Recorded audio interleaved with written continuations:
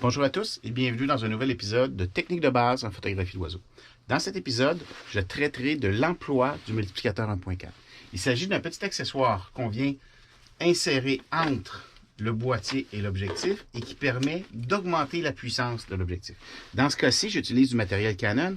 J'ai un multiplicateur Canon 1.4 que je viens coupler à un objectif 500 mm f4. Il s'agit de venir placer le 1.4 sur l'objectif pour en augmenter la puissance. Donc, l'objectif 500 mm f4 devient alors, en le multipliant par 1.4, un 700 mm. Le désavantage, c'est qu'on perdra une ouverture de lumière, ce qui fait que j'obtiendrai une 700 mm 5.6 plutôt qu'une 500 mm f4. Pour ma part, je trouve que c'est un compromis extrêmement acceptable. C'est très rare que je vais utiliser une ouverture de f4 parce que la profondeur de champ que j'obtiendrai ne sera pas assez grande pour que le sujet photographique, l'oiseau photographié, soit assez important. Autre avantage au multiplicateur 1.4, comme j'augmente la puissance de l'objectif, ça me permet de réaliser des plans beaucoup plus serrés.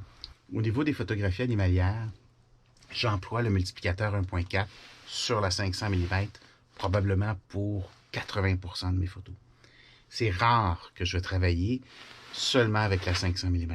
J'utilise différents boîtiers pour la photo animalière. Je peux avoir des boîtiers tout le temps dans le matériel Canon. Je peux avoir des boîtiers avec un capteur plus petit qui va induire un effet de multiplication de 1.6, soit le 7D Mark II ou le 90D. J'ai aussi des boîtiers plein capteur que j'utilise et pour le paysage et pour la photographie animalière. Dans ce cas-ci, j'utilise un Canon 5D Mark IV parce que j'aime beaucoup la résolution de 30 millions de pixels. J'ai aussi un boîtier 1DX Mark II, mais sa résolution n'étant pas très élevée, je préfère, dans un cas où le sujet est relativement statique, d'utiliser un boîtier comme le 5D Mark IV. Il y a quelques instants, je photographiais des jets bleus ainsi qu'un pic chevelu. Donc, j'avais enlevé le multiplicateur 1.4 afin d'avoir un cadrage un peu moins serré, surtout plus esthétique. Dans ce cas-ci, je viens de voir un pic mineur approché ainsi que des bruants hudsoniens. Je vais donc placer le multiplicateur, je vais coupler le multiplicateur 1.4 sur la caméra et assembler le tout sur l'objectif afin d'augmenter un petit peu la puissance de l'objectif, afin que l'oiseau occupe une plus grande partie d'image sur le capteur. Dans ce cas-ci, je suis à photographier un pic mineur à mes mangeoires. Ce que j'ai obtenu sans multiplicateur de focale, c'est une photo comme celle-ci. Donc, le sujet que nous photographions est relativement loin et je devrais refaire un cadrage. Donc, je vais vous faire l'expérience. J'ajoute le multiplicateur 1.4 qui multiplie la puissance de l'objectif par 1.4. Je viens de l'insérer et je vous fais la photo et je vais vous montrer la différence. Regardez le cadrage que j'ai obtenu ici avec le multiplicateur de focale et voici le cadrage sans le multiplicateur de focale. On peut voir la différence qui est quand même substantielle. L'avantage du multiplicateur de focale, c'est que plutôt que vous déplacez pour vous approcher de votre sujet, en venant l'insérer entre la caméra et l'objectif, vous allez augmenter la puissance de votre objectif. Dans ce cas-ci, j'utilisais un objectif Canon 500 mm f4. En venant y insérer un multiplicateur 1.4, j'obtiens alors un objectif équivalent à 700 mm. Je perds toutefois un cran d'ouverture au niveau de la lumière. Donc, je passe d'un 500 f4 à un 700 mm 5.6. J'ai mis le tout sur un boîtier plein capteur. Alors, regardez le cadrage que je viens de créer ici.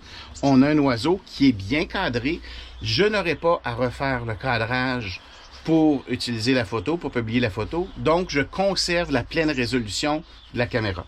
Si, par contre, j'utilisais la photo précédente sans le multiplicateur, je dois obtenir, pour y arriver, je devrais peser sur la loupe, recadrer l'image pour être capable d'augmenter la partie de l'oiseau dans l'image. Donc, à ce moment-là, je devrais perdre la résolution, obtenir une moins grande possibilité d'agrandissement. Donc, le multiplicateur 1.4 a de nets avantages. Les inconvénients, comme je vous l'ai dit précédemment, c'est que l'on va perdre un cran de lumière au niveau d'ouverture. Donc, je ne le suggère pas sur des objectifs qui sont déjà à ouverture 5.6, par exemple. Sur un 100-400 Canon, on peut les utiliser, mais on va obtenir à ce moment-là un objectif qui va être une ouverture de f8. On va perdre un petit peu de vitesse de mise au point, mais on va surtout perdre un cran de lumière. Ce qui fait que si on fait des photos, des journées comme aujourd'hui où il n'y a pas beaucoup de lumière, ça va nous pénaliser au niveau des résultats.